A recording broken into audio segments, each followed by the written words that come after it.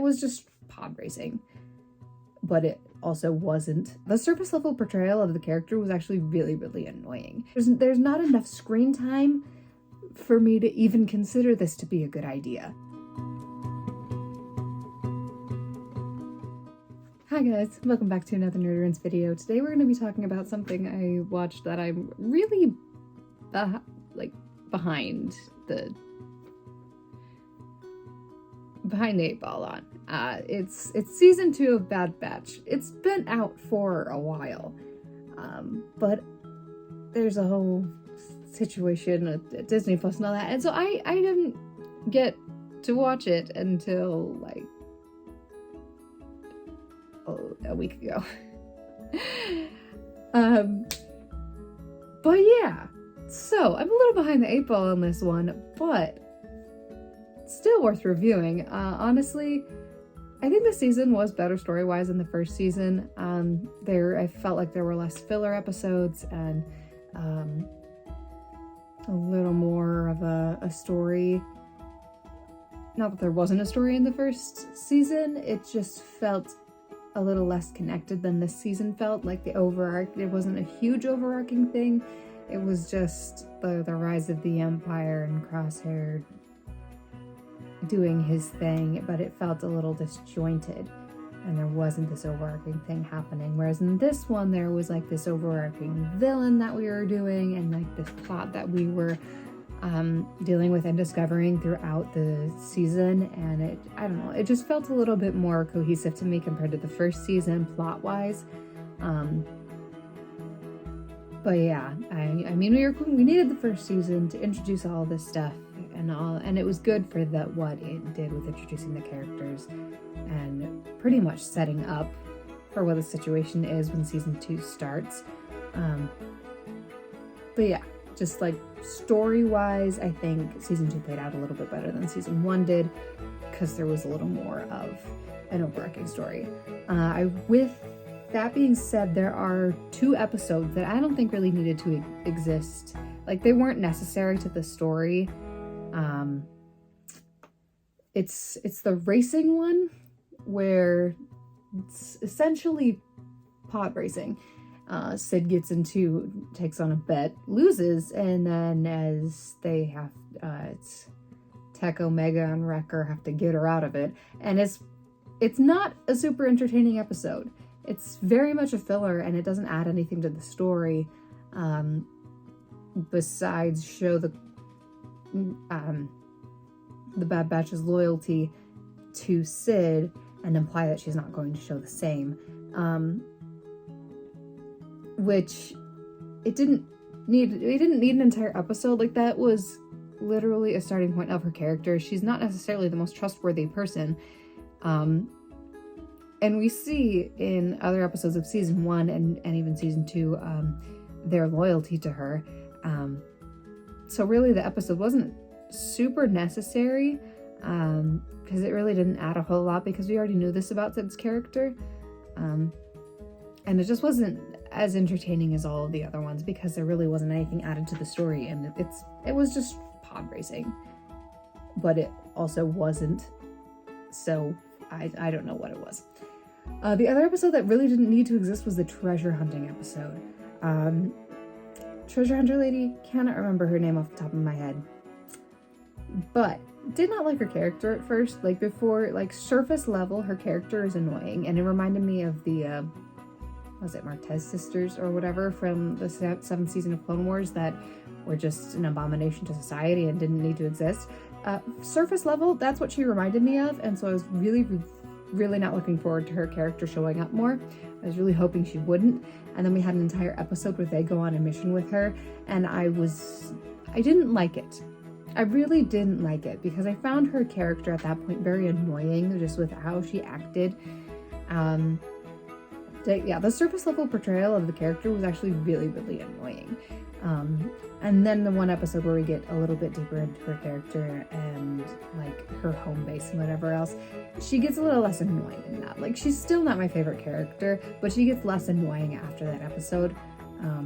Thankfully she doesn't show up all that often. She shows up in the first episode to introduce her, And then she's there for the treasure hunting episode, which does not need to exist. And then we get her later on in like 1 or 2 episodes. Also, they sort of imply some sort of romantic interest between her and Tech. I don't like it. It's bad. It's really bad, and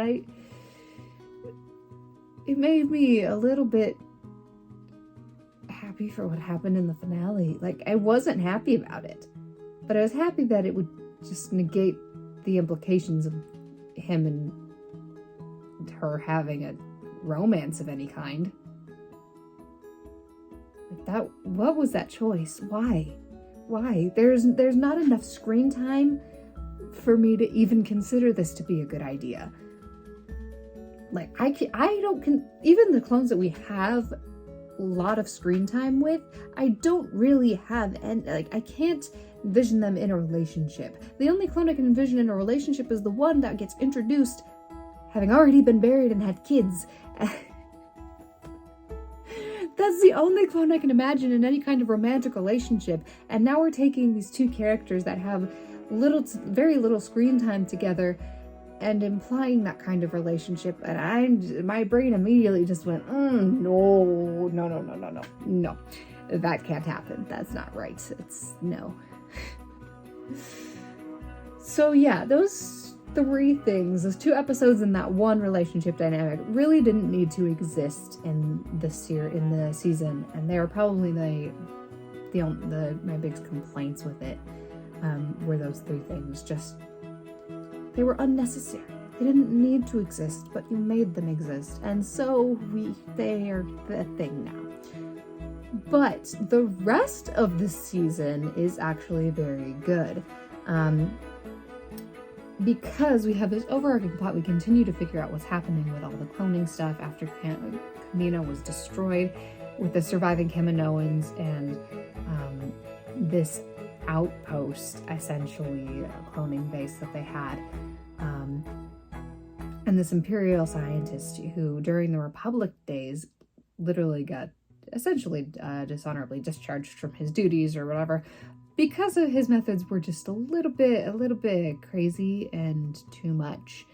And so the Empire obviously brings him in on a secret cloning project, which currently has unknown purposes, besides apparently cloning the Zillo beast from the Clone Wars that attacked Coruscant.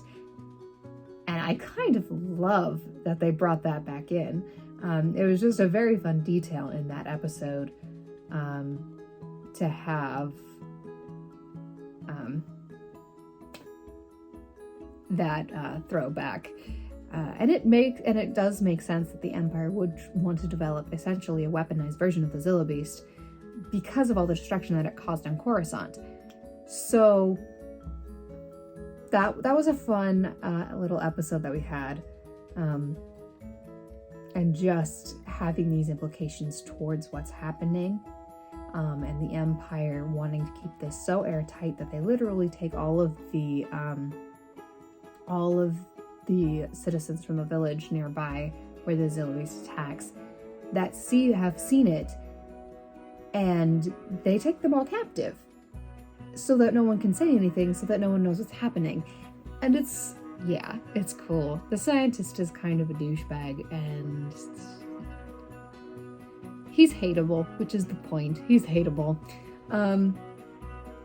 But yeah, so we have his whole storyline with him trying to evade being found out, later on trying to find the Bad Batch because he has the Kamino head scientist who was attached to Omega when they saved her from Kamino, and so he's trying to get her help. She's refusing, and he gets told by their senator or their prime minister or whatever, the Kamino prime minister, about Omega, and so then he's going after them.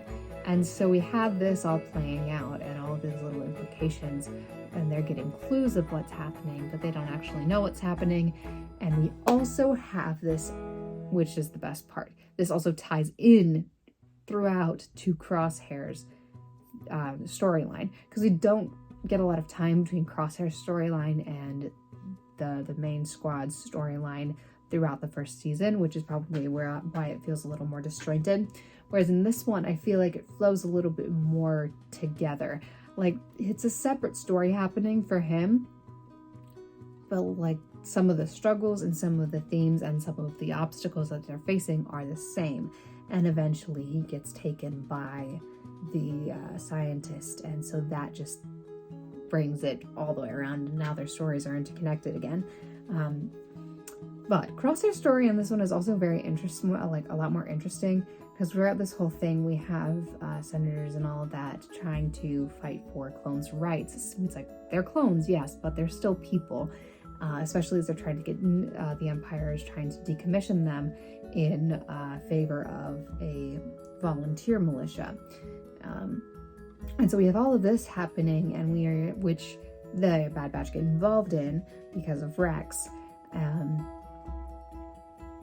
And then this is also happening to Crosshair, and there's decommissioned clones going around, and he's proving his usefulness so that he doesn't get decommissioned and going on certain missions. And it's just... And we also get to see some of the clones when he's up, like, on missions and whatever else, and them questioning their orders because of all the things that are happening, because of getting decommissioned, and because in one of the episodes we have a squad of clones guarding a cargo with their life. Come to find out, the cargo is literally just armor and weapons for the stormtroopers, and so they're literally with their lives, with everything, guarding supplies for the people who are going to take over for them. And it's, yes, I honestly really like the storylines in this season a lot better. I very much enjoyed this season more than the other one. Because it's a little more cohesive and the stories run together a little bit better. And the stories are a little more interesting to me because we're getting more of the inside look at how the Empire is rising and how, like, the stormtroopers and all of that come to be, because we don't get that between the original trilogy and the prequel trilogy of the movies. And so getting this transition viewpoint is actually very cool. And then, the last couple episodes. So they go on a mission for Sid. They get stranded because someone steals their ship. So they call Sid for help, and she decides that she's like, I can't help you before however many days, like, give me a week, and then, like, give me 2 days or whatever. And so he essentially betrays them and goes, you've done all this for me, but I'm not going to take the resources and whatever else to get a ship out to you to get you home. And so this is a huge turning point. So they end up getting their ship back for themselves and just, like, breaking ties with Sid, which is a lovely, lovely plot point. I don't like Sid. It's really not that interesting of a character. She's a plot device. That's really all her character is. And so them cutting ties with her is actually very cool. And I love it. It's a wonderful plot point, and I wish it happened sooner. Sid was... Anyway. Yeah.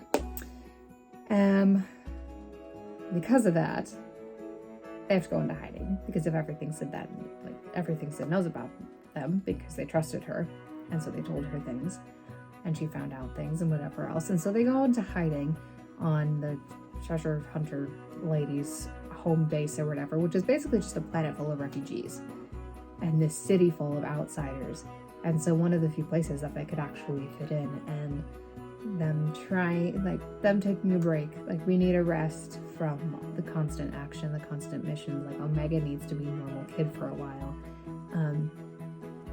And the episodes that happen there are very cool, and those are the episodes that made me actually somewhat like the treasure hunter lady's character, because it shows the deeper side of her. And it's almost like she's a different character, because she's not as annoying as she was in the previous episodes. She's actually very tolerable and actually almost likable. We get to see them connect with all of these people, and then eventually help them avoid and survive a disaster. And them essentially coming to the realization that this place could be a home for them, and they don't necessarily have to go back to fighting to survive. And yeah, it's nice. It's the good kind of filler, because it serves a purpose for like character development and whatever else, and them realizing you don't have to fight for the rest of their lives.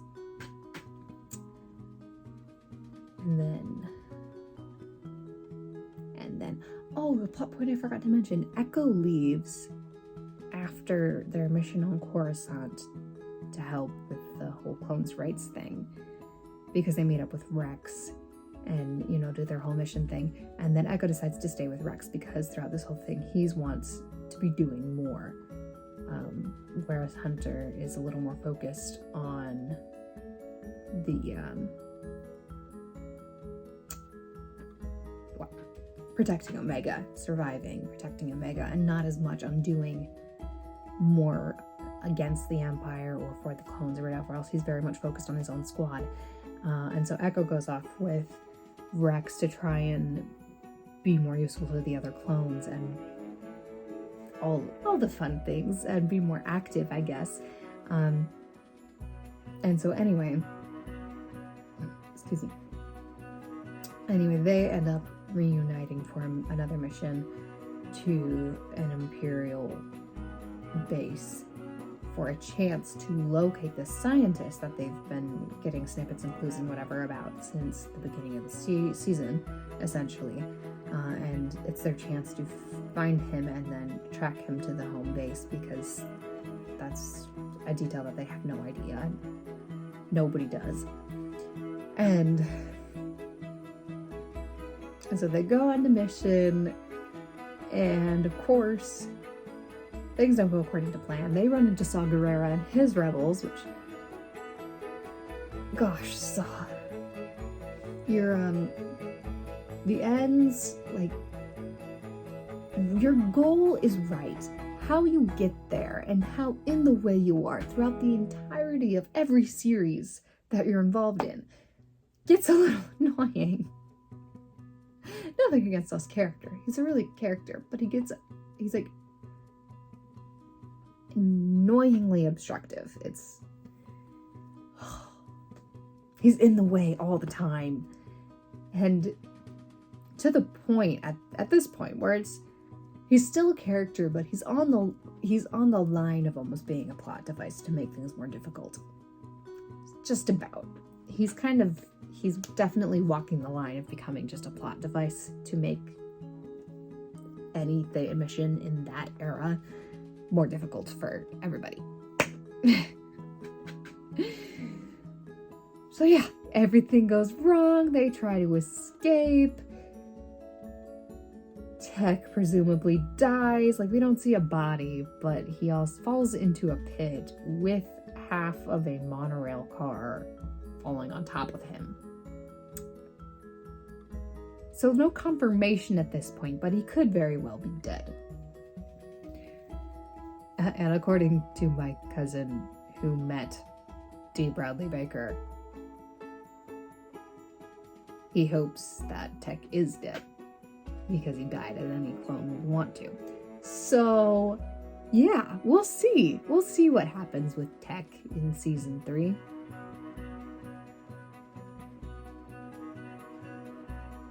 Yeah. And then they end it with Omega getting captured. And so the rest of the Bad Batch are trying to find her. Yeah, are now trying to find her. They get caught because Sid betrays them. Imagine that! I still don't understand why they went back to her. Like, they're injured, and their first instinct is, you know what? Let's go back to Sid. She can help us. Why would you do that? You betrayed her. You got a message from her quite literally threatening to reveal your secrets if you didn't come back. And your first instinct when you get injured is to go back to her? Dang it. Plot convenience. Why, or inconvenience, essentially. Plot inconvenience in this case. Why you gotta be so illogical? that decision made no sense to me. But, you know, whatever. Whatever. It's a thing. It moves the plot along. That's why it happened. It moves the plot along. So yeah, captured. So now they're trying to find her, which will be a lot of season 3. Meanwhile, Crosshair's been captured and Omega is now there and finds out about it. She also finds out the scientist's assistant is also a female clone, which I was wondering about because from the moment she's introduced, just her voice sounds almost exactly like Omega, and I thought that was a suspicious detail that's probably not meaningless. So I wasn't really surprised when she said it. Like, I didn't predict it, but I was not surprised when she said it. So that's also a thing. So yeah, we got a few interesting cliffhangers that were left on. I am honestly interested to see what they do with this whole evil cloning scientist plot line, and I mean, obviously I want to find out if Tech is actually dead or not. I don't know. But yeah, it's definitely in my opinion better than the first season. Lack of Martez sisters, a little more cohesiveness between the stories. It flowed a little bit better. There were only 2 filler episodes in this one, where I'm pretty sure there were more in the first season. So yeah, those are my thoughts on Bad Batch Season 2. A little behind the 8 ball on this one, but that's fine. It means I can discuss spoilers, hopefully without, you know, revealing things to people who care. But anyway, post your thoughts and any recommendations you have in the comments. I post videos every Wednesday and Saturday, and I'll see you all next time.